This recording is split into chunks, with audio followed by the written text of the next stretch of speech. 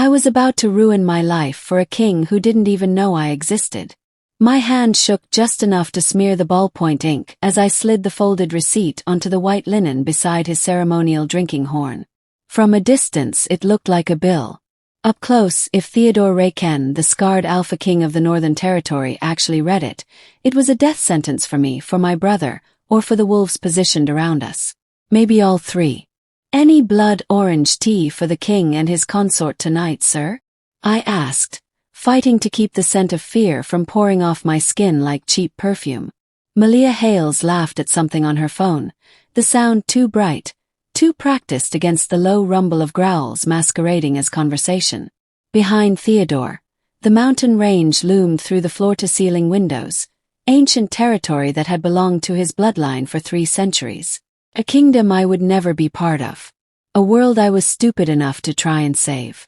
25 minutes earlier, I'd been in the walk-in freezer, door wedged open with a crate of garnishes, stealing 3 minutes of quiet before the next course when voices drifted through the kitchen door. The scent hit first. Pack dominance, thick and territorial, mixed with something sharper. Conspiracy. The restaurant's back hallway was designed to amplify nothing, all sound-dampening panels and soft lighting for VIP discretion. But shifter voices carried differently. They vibrated in your chest before they reached your ears. "I told you he's at the high table." Her voice, Malia's voice, drifted through the crack in the door, smooth but carrying just a hair too much satisfaction for a private call. The one beneath the crest banners. She paused, listening to whoever was on the other end, then continued. "The others are already in position. 2 behind the wine racks, 3 rotating near the service entrance. You'll have a clean strike as soon as the ceremonial toast begins." My hand froze on the crate. I stopped breathing. The sound of water running, then her tone dropped into something else entirely.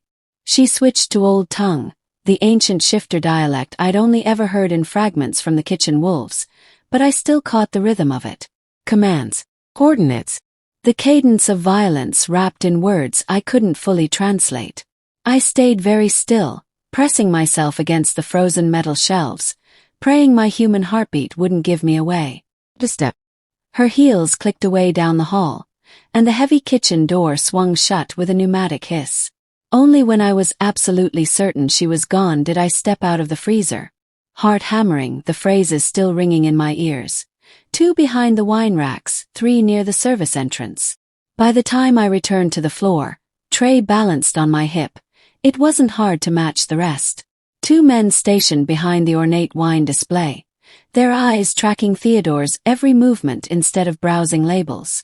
3 more near the service entrance, positioned with the practiced casualness of predators who'd done this before, their sight lines clear, their attention razor-sharp.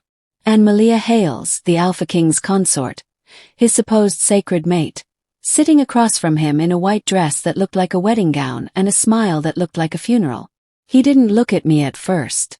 Theodore Raeken simply lifted his ceremonial horn, the cuff of his royal cloak sliding back enough to reveal the battle scars that wound up his forearm like a road map of wars I'd never understand. His long dark hair was pulled back, revealing the angular planes of his face and the red targeting dot that pulsed impossibly on his forehead. Whoa. Not a laser sight. Something else. Mark. A shifter assassination mark I'd seen once in a documentary about pack warfare. Then his gaze dropped to the folded receipt. "Read it," I begged silently. "Read it now." He unfolded it with 2 fingers, casual, like this was the 100th note a server had slipped him tonight. His eyes, that impossible shade of amber gold that seemed to glow in low light, skimmed the words. For half a second nothing changed. Then everything did. His jaw tightened. Just barely. No flinch, no curse, no dramatic glance toward the wine racks or the exits. Just the smallest shift in his shoulders, the kind you only noticed if you spent your nights memorizing powerful men's micro-expressions because your rent and your brother's school shoes depended on your tips. "Is something wrong?"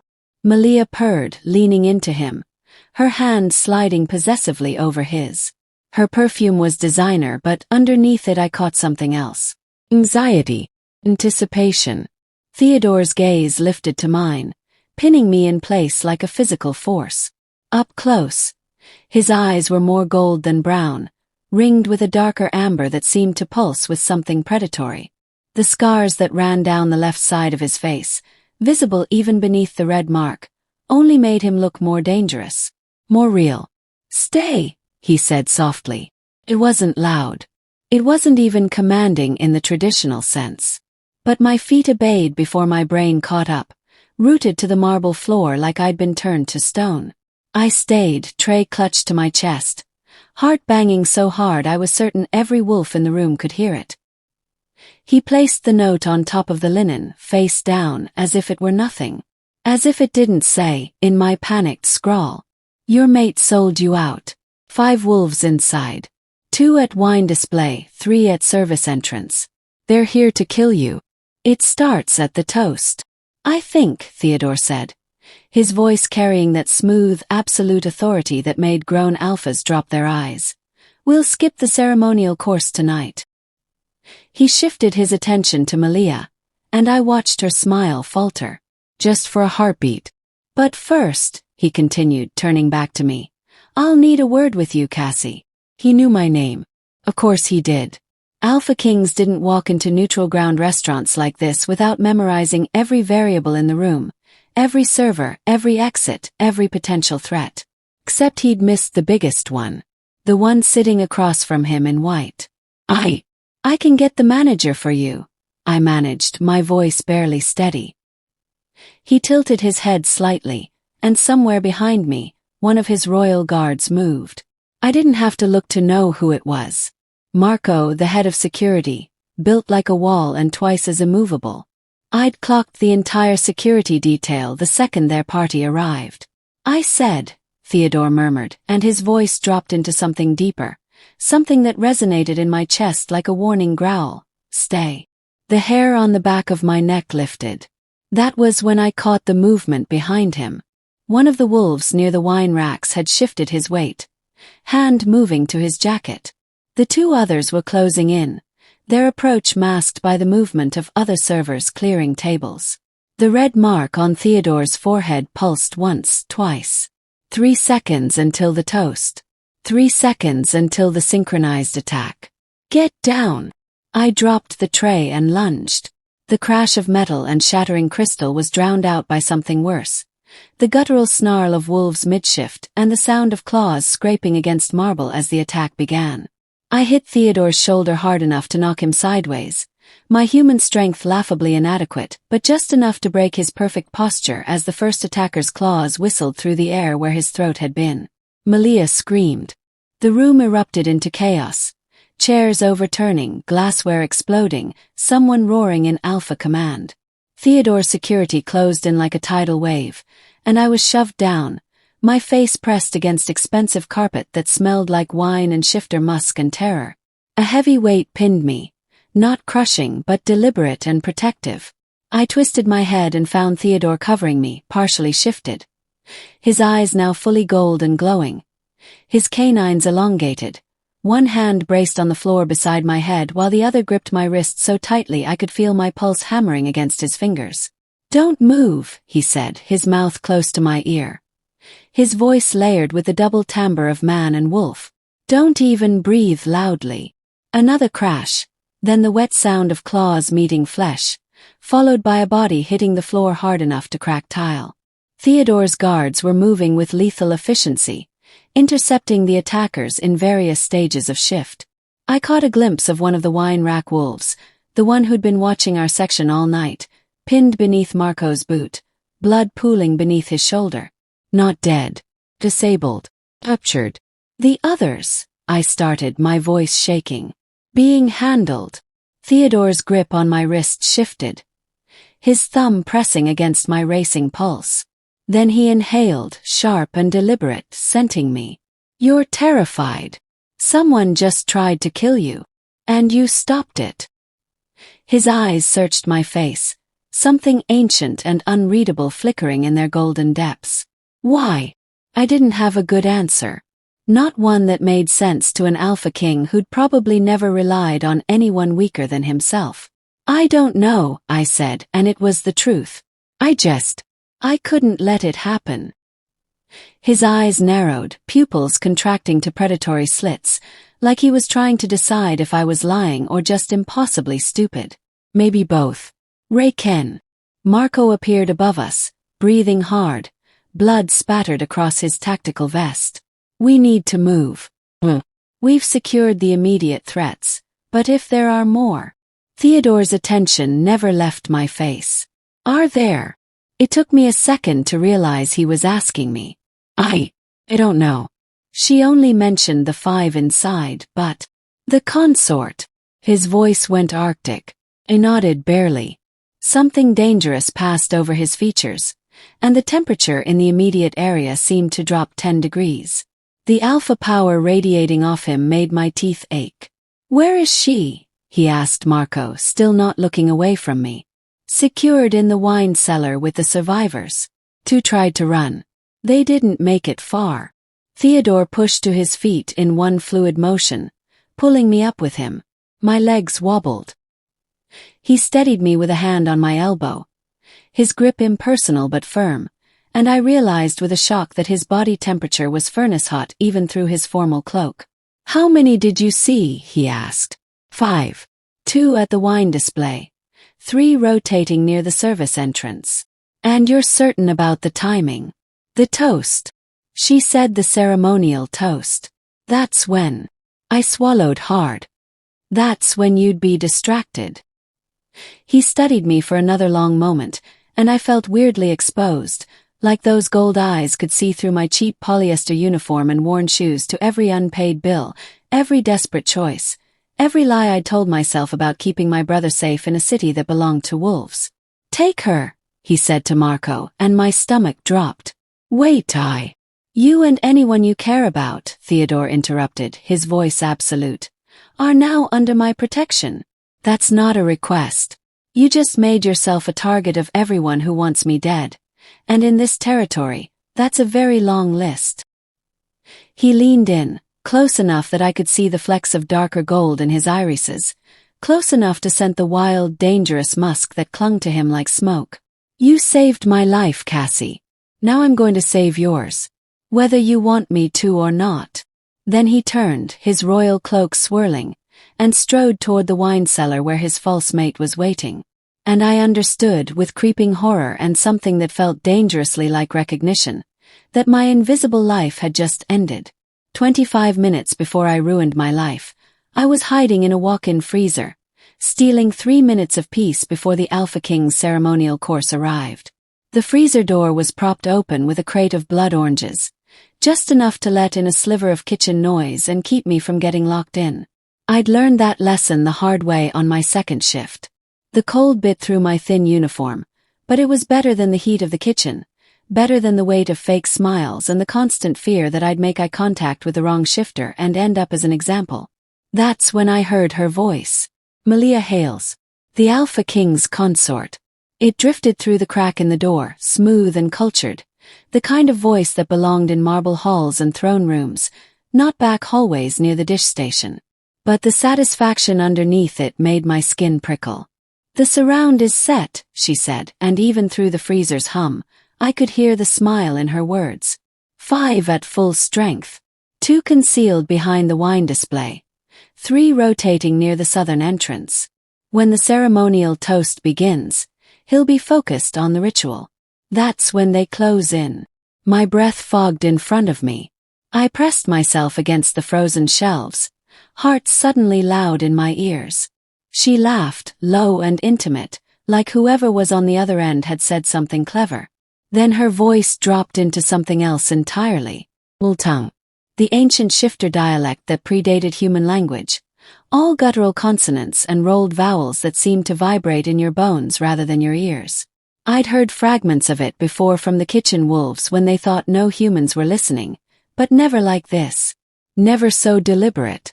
She was giving coordinates, I realized with creeping horror. Positions. The exact sequence of the attack, wrapped in a language she assumed no human could understand. But I didn't need to understand the words to catch the rhythm. The cadence of violence. The tone of certainty. When she finally switched back, her voice was cold. His own security won't interfere. Marco's people have already been managed. The ones who'll respond are the ones we want responding. Clean, quick, and by the time the council investigates, it will look like a rogue incursion. No treaty violations. No pack war. A step. Her heels clicked away down the hall, and the kitchen door swung shut with a pneumatic hiss. I stood frozen, literally and figuratively, my fingers numb against the metal shelving. The scent hit me then, bleeding through the door even after she'd gone. Every shifter carried a signature scent, but this was different. Layered. Hers, yes, that expensive floral that made my eyes water, but underneath it something darker. Pack dominance from multiple sources. Conspiracy. Betrayal. The kind of smell that made even humans want to run. I should have run. Should have clocked out, grabbed Jake from the school pickup program, and disappeared into the subway system until this entire night became someone else's problem. The Alpha King had guards, had security, had an entire territory of wolves who'd die for him. He didn't need a human waitress with shaking hands and a brother who still believed monsters weren't real. But I kept seeing it. The image from the dining room earlier, when I delivered the appetizer course. Theodore Raeken sitting beneath his family crest, scarred and imposing in his ceremonial regalia, completely unaware that the woman across from him was planning his execution. The red assassination mark already glowing on his forehead, visible only to those who knew what to look for. My hands were shaking as I pulled the order pad from my apron pocket. The pen barely worked, the ink splotchy and faint, but I wrote it anyway. Your mate sold you out. 5 wolves inside. 2 at wine display, 3 at service entrance. They're here to kill you. It starts at the toast. I stared at the words, my handwriting messier than usual, and understood with perfect clarity that I'd just signed my own death warrant. If Theodore didn't believe me, I'd be killed for insulting his consort. If he did believe me and survived, I'd be killed by whoever hired the hit. If he died anyway, I'd be killed for knowing too much. There was no version of this night where I walked away clean, but I folded the receipt anyway, tucked it into my apron pocket, and pushed open the freezer door. Because some choices weren't about survival. They were about being able to look at yourself in the mirror after, about being able to tell your little brother that sometimes doing the right thing mattered more than doing the safe thing. Even if it killed you. The transformation started in his eyes. 1 second Theodore was reading my scrawled warning, face impassive, and the next, gold bled through his irises like liquid fire. Not the warm amber I'd seen before, but something molten and ancient that made every instinct I had scream at me to run. His canines lengthened, just enough to press against his lower lip. The air around him seemed to thicken, pressure building like a storm about to break, and I watched his hands curl against the white linen, claws emerging from beneath perfectly manicured nails. Malia's smile finally faltered. Theo! He didn't answer. Didn't look at her. His attention fixed on something past my shoulder, tracking movement I couldn't see yet, and I realized with cold clarity that he'd already marked every threat in the room. Had probably known their positions before I'd even delivered the note. He just needed confirmation about who'd betrayed him. The red assassination mark on his forehead pulsed once, twice, 3 times. Then chaos erupted. The wolf behind the wine display moved first, his form blurring mid-stride as the shift took him, bones cracking and reforming with sounds that would haunt my nightmares. He launched himself toward Theodore's back, claws extended, mouth open in a snarl that showed too many teeth. I didn't think. Just moved. My shoulder hit Theodore's side with all the force my human body could manage. It wasn't much, barely enough to shift his weight, but it broke his position just as the attacker's claws whistled through empty air where his throat had been.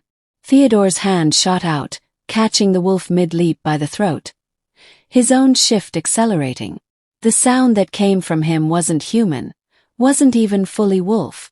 It was pure alpha command, the kind of vocalization that made your bones vibrate and your hindbrain understand exactly where you stood in the food chain.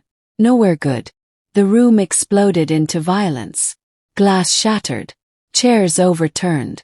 Someone screamed, high and terrified, and I caught a glimpse of the 3 wolves from the service entrance converging, their forms caught between human and beast, all elongated limbs and exposed fangs. Then I was falling, the marble floor rushing up to meet me, but I never hit it. Theodore caught me mid-collapse, his body covering mine as we went down together, his hand cradling the back of my head so it wouldn't crack against the tile. The weight of him was enormous, all muscle and heat and that wild, dangerous scent that I now realized was his alone. Above us, the fight raged. I heard Marco's voice barking orders, heard the wet sound of claws meeting flesh, heard Malia screaming something in old tongue that sounded like a command or maybe a curse. But Theodore didn't move to join the fight. He stayed over me, one arm braced beside my head, the other hand still pressed against my skull, his body a living shield. His face was inches from mine, features caught in that terrifying space between human and wolf, and I could feel the rumble of a growl vibrating through his chest. "Stay down," he said, his voice layered with that double timbre that made my teeth ache. "Don't move, Cassie. Don't even breathe loudly." Then he did something I didn't understand. He lowered his head to the curve of my neck and inhaled, deep and deliberate, his breath hot against my skin. When he exhaled, it felt like being marked by something fundamental, something that bypassed human comprehension entirely. Every shifter in the room would smell it now. His scent layered over mine. Claim. A warning. "This one is mine. Touch her and face me." "Marco." Theodore's voice cut through the chaos like a blade. "Extract her. Now." Hands grabbed me, pulling me out from under Theodore's protective bulk. I caught a glimpse of his face as he rose, fully shifted now into something between man and monster, his eyes blazing gold as he turned toward the remaining attackers. The last thing I saw before Marco hauled me toward the kitchen exit was Theodore's claws closing around Malia's wrist as she tried to run, his expression promising a reckoning that would make the assassination attempt look merciful. Then the door swung shut, and I was being pulled through the kitchen at a dead run, my feet barely touching the ground, Marco's grip on my arm like iron. "Your brother," he said, his voice clipped and professional despite the blood spattered across his face. "Where is he?" And I understood that my life and Jake's had just been claimed by an Alpha King. Whether we survived, it was another question entirely. The Alpha King's stronghold wasn't what I expected. No Gothic castle or medieval fortress. Just a sleek penthouse that occupied the top 3 floors of the highest building in the territory, all reinforced glass and steel that probably cost more than my entire neighborhood. The security, though, that was medieval. Checkpoints every 20 feet, guards with earpieces and barely concealed weapons, and a scent in the air that made my hindbrain understand this was a place where humans didn't belong. Jake sat beside me on a leather couch that probably cost more than our annual rent, his 12-year-old face pale but determined. Marco had extracted him from the after-school program with the kind of efficiency that suggested he'd done extractions before. My brother hadn't cried, hadn't panicked, just grabbed his backpack and asked if I was okay. I didn't know how to answer that. The elevator doors opened with a soft chime, and Theodore stepped out. He'd cleaned up, changed into dark clothes that made him look less like a ceremonial king and more like something designed for violence. The scars on his face seemed deeper in the low lighting, and his eyes, back to their human amber, tracked to me immediately. "You're safe here," he said, moving into the room with that predator's grace. "This building is warded, guarded, and registered as sovereign territory. No one crosses that threshold without my permission." "What about Malia?" My voice came out steadier than I felt. "Contained. Being questioned." His jaw tightened. "The assassination attempt was orchestrated by the Crescent Valley Pack. They've been trying to destabilize my territory for months." "Malia." He paused, something dark crossing his features. "She wanted power. The title of queen without the burden of an actual mate bond. She was promised leadership of the combined territories once I was eliminated. So it was never real." I don't know why I asked. Maybe because the betrayal felt too enormous, too intimate. "The mate bond." Theodore's laugh was bitter. No. Political alliance masquerading as destiny. I knew within weeks. But breaking a declared bond without cause creates instability. She knew that. Used it. His attention shifted to Jake, who was trying very hard to look brave and failing. Your brother. He knows about us. Some, Jake said before I could answer. Enough. Theodore studied him with an expression I couldn't read, then nodded once. You'll both stay here until the threat is neutralized. That's not negotiable. A soft knock interrupted whatever I might have said. One of the guards entered, his face carefully blank, carrying a small wooden box. The smell hit me before he'd crossed half the room. Upper. Ear. Blood. Theodore's entire body went rigid. Out. Now. The guard fled. Theodore approached the box like it might explode, then flipped it open with one claw-tipped finger. Inside, nestled in raw meat that I really hoped wasn't human, was a Polaroid. Me from tonight leaving the restaurant. Someone had drawn a red circle around my throat and written something in Old Tongue across my forehead. What does it say? My voice sounded far away. Pray. Theodore closed the box with controlled precision. It's a hunting declaration. They're telling me they know what you are, what you did, and that they consider you fair game. Jake's hand found mine, squeezing tight. Theodore crouched in front of me, bringing us eye to eye. Listen carefully. You're human in a world that considers humans either beneath notice or easy targets. That's your weakness and your advantage. They'll underestimate you. Use it. He reached out, his hand hovering near my face before he seemed to think better of it. But you need to understand the rules. Don't meet a shifter's eyes unless you're prepared to challenge them. Don't show fear even when you're terrified. And never ever run. Running triggers the hunt instinct. How am I supposed to not show fear? You fake it, he said simply. Like you did tonight when you slipped me that note. You were terrified but you did it anyway. That's courage. That's what keeps you alive. Jake spoke up, his voice younger than his words. Are you going to keep her safe? Theodore's eyes never left mine. Yes, even though she's human. Especially because she's human. Something fierce entered his expression. She saved my life when she had every reason to walk away. That makes her pack. That makes her mine to protect. The word mine shouldn't have sent heat through my chest, but it did. Outside the windows, the city glittered like scattered diamonds, and somewhere in those lights, people were hunting me. But in this moment, with the Alpha King's scent still marking my skin and his golden eyes promising violence on my behalf, I felt something I hadn't felt in years. Protected. Even if it was by a monster. I found him at 3 in the morning on the rooftop terrace, a space that felt less like a balcony and more like ancient battlements transplanted onto steel and glass. The city sprawled below us, oblivious to the war being waged in its shadows. Theodore stood at the edge, hands braced on the railing, his long hair loose and moving in the wind. Without the ceremonial regalia, he looked younger, more human, almost. Can't sleep? He asked without turning. How did you know I was here? Heartbeat. The sound of bare feet on marble. He glanced over his shoulder, and in the moonlight, his eyes caught the light like an animal's. You're safe here, Cassie. You don't need to check the perimeter. Is that what you're doing? Was. Something like that. I moved to stand beside him, maintaining enough distance to be respectful but close enough to see his face. The scars looked silver in the darkness, running from his temple down to his jaw. Battle wounds, Marco had told Jake. From a challenge fight when Theodore was barely 20. The mate bond, I said, because exhaustion made me brave and I'd almost died tonight anyway. You said yours wasn't real. How do you know? His hands tightened on the railing. Because a true mate bond is supposed to be undeniable. So deep. You're supposed to feel their emotions, sense their pain, crave their presence like oxygen. His voice went flat. I felt nothing for Malia.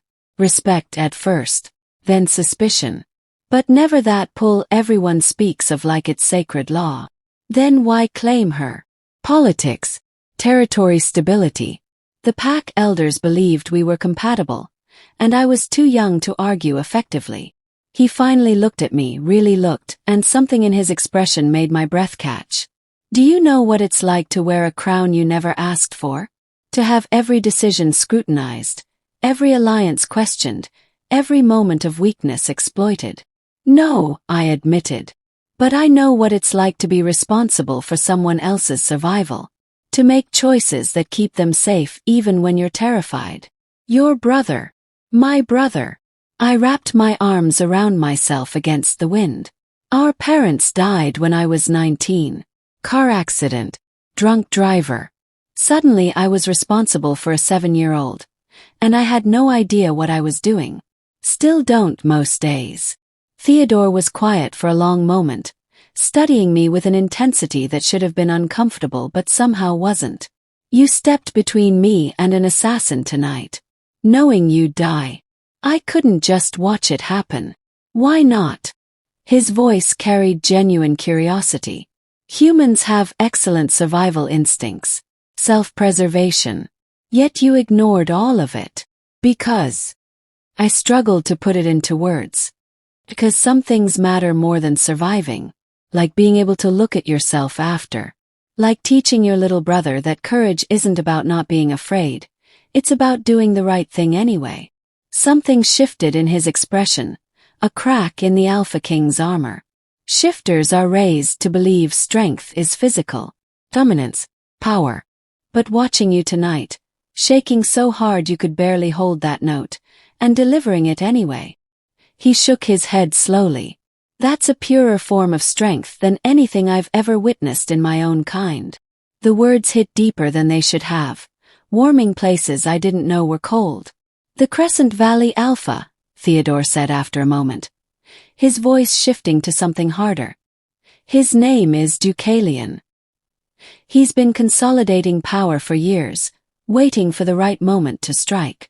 Marco's sources tracked him to the old industrial district, the abandoned warehouse on 5th. You're going after him. Tomorrow night. With enough force to end this permanently. His eyes found mine again. You should know he won't stop hunting you. Even if I kill him, his pack will remember. They'll see you as the human who cost them their alpha. So I'll never be safe. Not in the traditional sense. He turned fully toward me, and the predator grace of it made my pulse skip. But you'll be protected. By me. By my pack. By every wolf who understands that you saved their king's life. And that's supposed to be enough. It'll have to be. His hand lifted, hovering near my face like it had earlier, and this time he didn't pull back. His fingers brushed my cheek, gentle despite the claws he could summon in an instant. Unless you'd rather take the money and disappear. New identity, new city. I can arrange it by morning. I should have said yes. Should have grabbed Jake and run as far as this monster's protection could take us. But standing there, with his scent wrapped around me and the city lights reflecting in his golden eyes, I realized I didn't want to run. Ask me again after Deucalion's dead, I said. Theodore's smile was slow and dangerous and full of promise. Deal. The council hall was older than the city itself, built into the bedrock beneath the financial district where humans walked overhead, oblivious to the court of wolves below. Stone columns carved with ancient pack symbols. Torches that cast shadows that moved wrong. And in the center, a circular tribunal where territory disputes had been settled for 3 centuries. Malia stood in chains of silver that burned her wrists, her white dress now torn and stained. Beside her, Deucalion waited, a massive figure with silver-streaked hair and eyes that held nothing human. The rival Alpha radiated power like heat, and even from across the chamber, I could feel it pressing against my chest. The council sat in raised seats, 7 elder shifters who looked like they'd been carved from the same stone as the columns. Theodore had warned me about them. Traditionalists who valued order above justice, stability above truth. This is irregular, the head counselor said, his voice like grinding rock. bringing a human before this chamber. She saved my life, Theodore said from beside me, his hand a steady pressure at the small of my back. She has earned the right to witness justice. Deucalion's laugh was worse than his power. Justice? You call this justice, pup? You disrupted a legitimate challenge by allowing human interference. By pack law, your claim to territory is forfeit. There was no challenge. Theodore's voice dropped into that alpha register that made my bones vibrate. There was assassination, conspiracy, treason. Prove it. Malia finally spoke, her voice still cultured despite the silver burns. I made a political choice, Theodore. You were weak, distracted, unworthy of the crown. The territory needed stronger leadership. And you thought you'd provide it. I said before I could stop myself. Every eye in the chamber turned to me. Temperature seemed to drop 20 degrees. The human speaks, Deucalion said, his attention fixing on me like a predator spotting wounded prey. Tell me, little server, do you know what happens to humans who interfere in pack business? He smiled, showing too many teeth.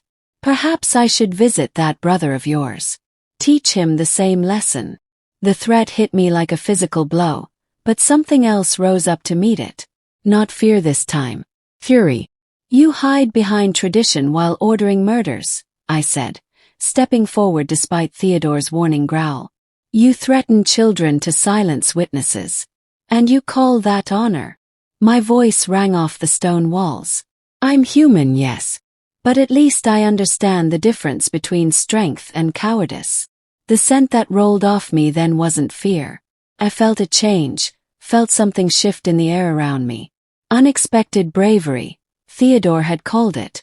The kind that made shifters pause and recalculate. Deucalion's eyes narrowed. You dare. Enough. Theodore's voice shook the chamber, and when I glanced at him, his eyes were full gold, his form beginning to shift. You threatened what's mine. You conspired to murder your king. And now you stand before this council and demand I prove your guilt. He moved faster than I could track, crossing the distance to Malia in a blur. His hand closed around the silver chain between her wrists, and he yanked her forward. I, Theodore Raeken, Alpha King of the Northern Territory, formally reject the mate bond with Malia Hales. Let it be known to all packs, all territories, all witnesses. She is nothing to me. She has no claim, no protection, no place in my pack. Malia's face went white. The rejection, done publicly before the council, was more devastating than any physical punishment. Then Theodore turned to me, and the entire chamber seemed to hold its breath. Cassie, he said, his voice carrying to every corner. Human server savior. I claim you under pack law as mine to protect, mine to defend, mine to keep. Any who threaten you threaten me. Any who harm you declare war on my territory. The head counselor shot to his feet. You cannot claim a human. This breaks every tradition. Your traditions nearly got me killed, Theodore snarled. Your order protected conspirators and punished courage. If that's the price of your approval, I'll pay it gladly. Then you forfeit your seat on this council. Your territory becomes disputed land. I stepped forward again, and this time Theodore didn't try to stop me. He saved my life. And my brother's. While you sat in judgment, he acted. While you quoted tradition, he protected the innocent. I met the head counselor's eyes, breaking every rule Theodore had taught me. Strip him of his crown if you want. But history will remember which of you had honor. The silence stretched like a drawn blade. Then, from the back of the chamber, Marco stepped forward. Then another guard. Then another. One by one, Theodore's wolves moved to stand behind their king, a wall of loyalty that spoke louder than any declaration. The head counselor looked at the display, at Theodore's unwavering stance, at me standing beside an alpha king like I had any right to be there. This council will reconvene, he finally said, to discuss appropriate sanctions. Theodore's smile was all teeth. You do that. In the meantime, Deucalion and I have unfinished business. The rival Alpha's expression promised violence. But so did mine. Deucalion didn't survive the night. The official record would say he died in honorable combat, an Alpha challenge witnessed by the council.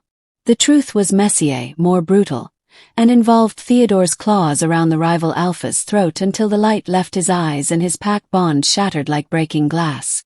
But the real destruction came after. Theodore didn't just kill Deucalion. He dismantled everything the rival Alpha had built. It took 3 days of careful surgical strikes that had nothing to do with violence and everything to do with power. First, he contacted every pack that had supplied Deucalion with resources, wolves, or intelligence. Reminded them that conspiracy against a seated Alpha King was grounds for territory seizure under continental law. Most of them folded immediately, offering compensation and loyalty oaths. The ones who didn't found their trade routes blocked, their territory borders suddenly patrolled by Theodore's wolves, their business interests mysteriously audited by human authorities that Theodore had spent decades cultivating relationships with. Then he went after Deucalion's remaining lieutenants, offered them a choice: submit to his authority and keep their positions, or face exile and blacklisting from every pack in North America. All but 2 accepted. The holdouts were escorted to the Canadian border and informed that crossing back meant death. Finally, Malia. I watched from Theodore's office as he signed the exile order. His expression carved from ice. No trial, no appeal. Just a formal declaration that stripped her of pack affiliation, territory access, and shifter legal protections. She would live but as a rogue. Lone. Powerless. For a wolf who'd craved authority above all else, it was a fate worse than death. "She'll survive," Theodore said, reading my expression. "Rogues do if they're smart. But she'll never hold power again. Never be trusted. Never belong anywhere." "Is that enough?" "Yes. It has to be." He set down the pen and finally looked at me. "Killing her would make her a martyr. This makes her a cautionary tale." The office fell silent except for the sound of the city beyond the windows. A week had passed since the council hall. A week of Theodore methodically destroying his enemies while I lived in his stronghold, protected but uncertain. "It's done," he said finally. "Deucalion's pack is scattered. Malia's exiled. The council's been reminded that power doesn't come from a seat in a stone chamber. It comes from loyalty freely given."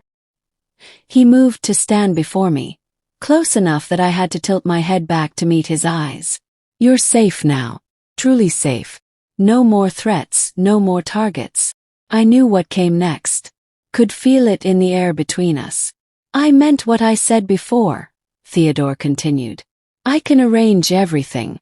New city, new identity, enough money that you and Jake never have to worry again. You saved my life. Let me give you yours back." Just like that. My voice sounded steadier than I felt. "I walk away and pretend none of this happened. You walk away and live the life you should have had. The one you deserved before I dragged you into this world. You didn't drag me into anything. I made a choice. A choice that nearly got you killed. A choice I'd make again." I stepped closer, close enough to catch his scent, wild and dangerous and somehow home. "You think I want to go back to serving drinks and pretending I don't know what's real? That I want Jake growing up thinking the world is small and safe when it's actually full of wolves and kings and battles that matter?" His hand lifted to my face, thumb brushing my cheekbone. "What do you want, Cassie?" The question hung between us, heavy with possibility. "I want to stay," I said, and felt the truth of it settle in my bones. "I want to learn this world. I want Jake to be safe but not sheltered. And I hesitated, then pushed forward. "I want to understand what this is between us. Because it's not gratitude. It's not just protection." "No," Theodore agreed, his voice dropping into that register that made my pulse race. "It's not. The mate bond you said was supposed to be undeniable." I felt my heart hammering. Soul deep. His eyes went molten gold. "Yes. I think I'm starting to understand what that means." Theodore's smile was slow and fierce and full of promise. So am I.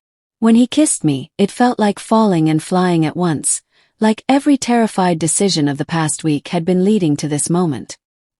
His hand tangled in my hair, his other arm wrapping around my waist, and I tasted mint and danger and something that felt inevitable. When we finally broke apart, both breathing hard, his forehead rested against mine. "Stay," he whispered. "Not as someone I'm protecting. Someone I choose. As my mate, if you'll have me."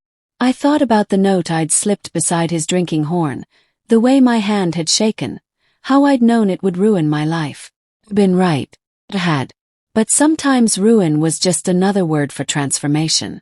"Yes," I said. "I'll stay."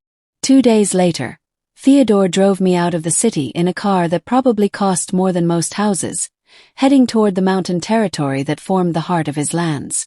Jake was safe back at the stronghold with Marco, finally starting to relax into the idea that we weren't running anymore. "I need to set some terms," I said as the city gave way to forest. Theodore glanced over, one hand on the wheel, the other resting on the center console close enough to touch. "I'm listening." "Jake finishes school. Regular school with human kids. Not some shifter academy where he learns pack hierarchy before algebra." "Agreed." "He stays out of pack politics until he's old enough to understand what he's choosing.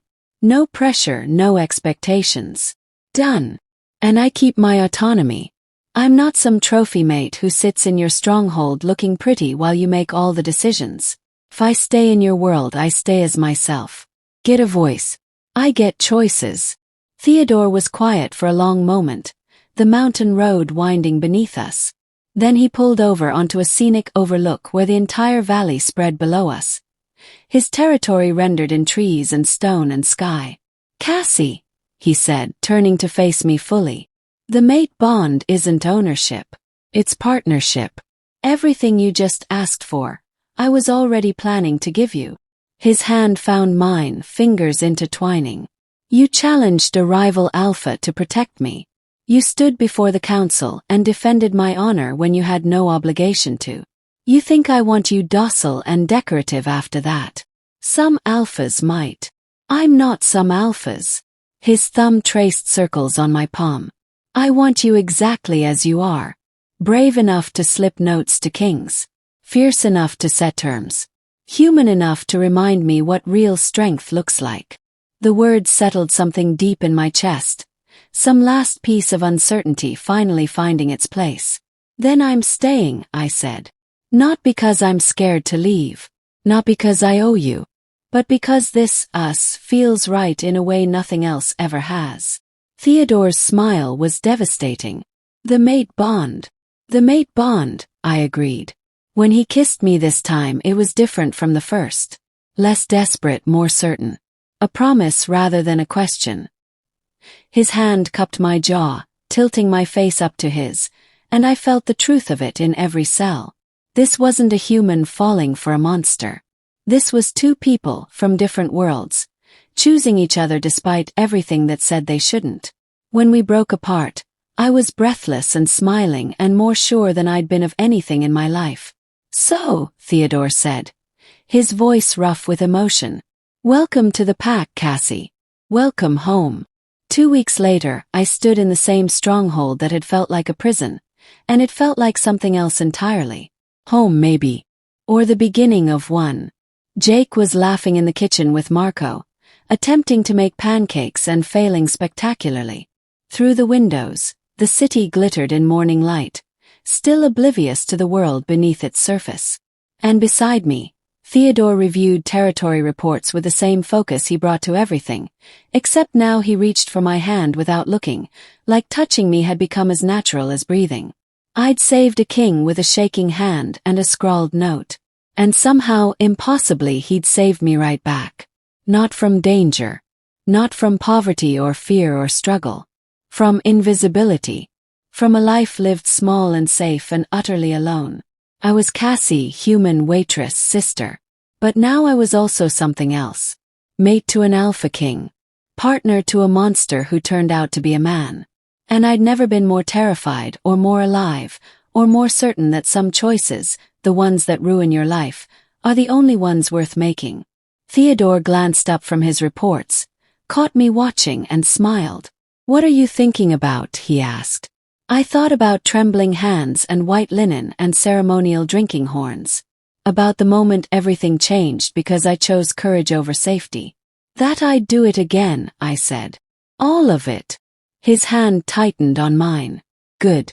Because I'm not letting you go. Good, I echoed. Because I'm not going anywhere. Outside the windows, the city hummed with life. Inside the stronghold, the Alpha King and his human mate began planning their future. And somewhere in the mountains, in the wild places where wolves still ran, the pack howled their approval of a bond that broke every rule and proved that some loves were worth fighting for. Even if they started with a note that said, "Your mate sold you out. You're surrounded."